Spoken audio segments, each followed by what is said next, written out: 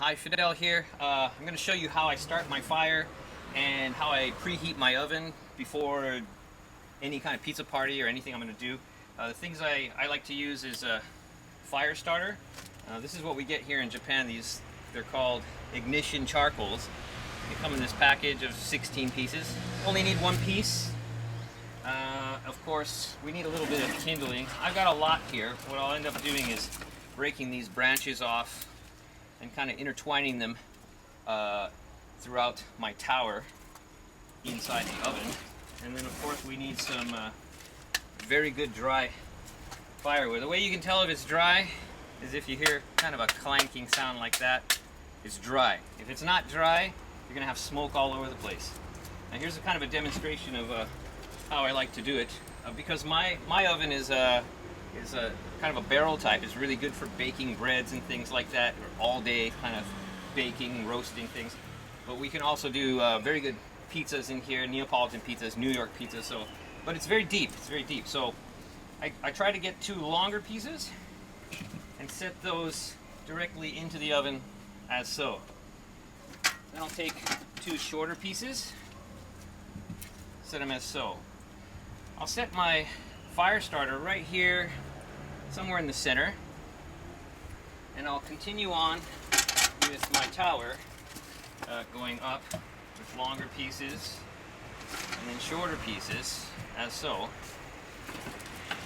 And all along the way, I'll be breaking pieces of branches, which will be used as kindling. Now these should be pretty dry too. If they're not dry, don't attempt to use them.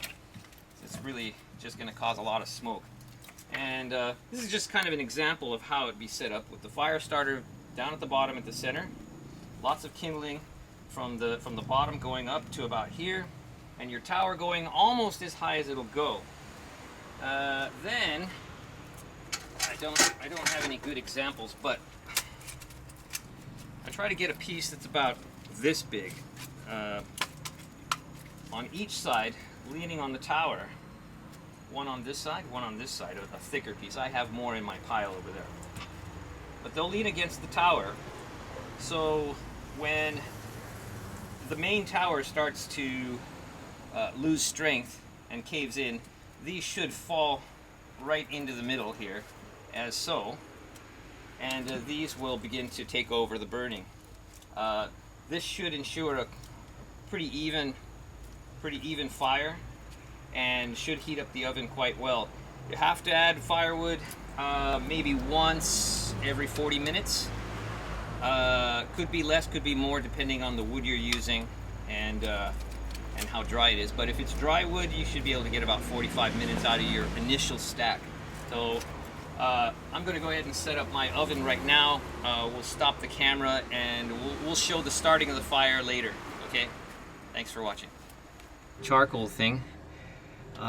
Put that right in the center. You can see lots of little twigs and branches I'm going to use as kindling. Those are all really nice and dry. And you can see the tower going up. At the very top, I'll stack about four pieces. And then on both sides, you see a couple of quite thicker, larger pieces of firewood. These burn longer because they're thicker, but they don't burn as hot. But it doesn't really matter. What we're doing here is preheating the oven, so anything that gives you really good prolonged heat and coals is what you need, because as you add firewood later, those coals are what is going to ignite your firewood as you throw it in there. So those will provide just that, and they lean slightly inwards and slightly to the back. So when the tower starts to collapse, those should collapse right into the center, and they'll begin to burn. So it's a little time saver. So that should last about 45 minutes. And I'll show you the lighting of the fire and how quickly it ignites in the next video. And then the video after that, I'll show you how I manage the rest of the preheat right up until when the fire is ready for, or when the oven is ready for baking pizza. Okay, as you can see, if you look at the top, all the soot is pretty much cleared. The back wall is almost clear. We've been running this fire for an hour and 40 minutes. That's going to be about enough. We've added wood just twice during that time, and not a whole lot, just enough to keep the flames blazing and keep some heat. I use thicker pieces to keep heat, and then smaller pieces for flame, and really not all that much. Today we're going to cook on this side, so I'm gonna go ahead and move everything over to the opposite side.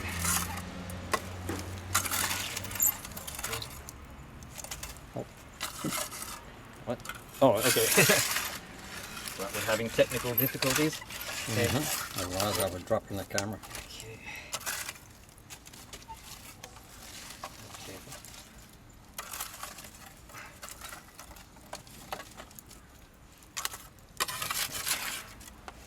Okay, so we got almost everything over to one side, and then there's some coals here. I don't know if anything like this can be bought. I made something like this myself. It's just kind of a mesh, which allows me to pick up some of the remaining coals without picking up too much of the spent ash. And I'll also move that over.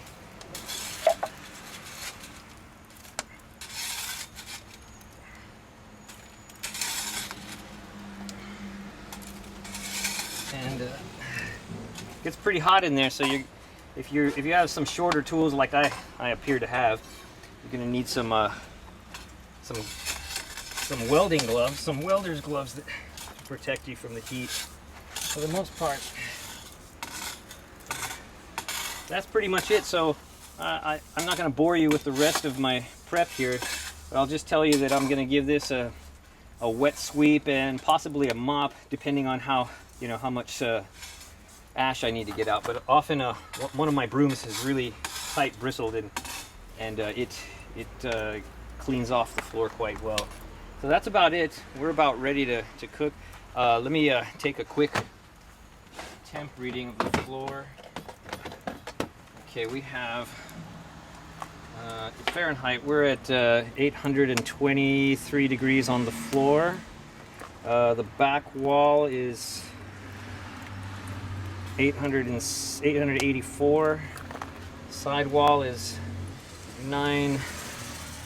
about 920, and up there at the top it's off the charts. So it's actually going to continue to balance out the heat as it sits here waiting for us to put the pizzas, which we're still about another 15 minutes away from putting pizzas.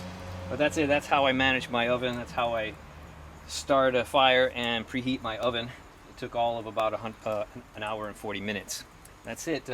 Thanks for watching. I'll probably have a couple more videos up of some pizzas after this video. Thanks for watching.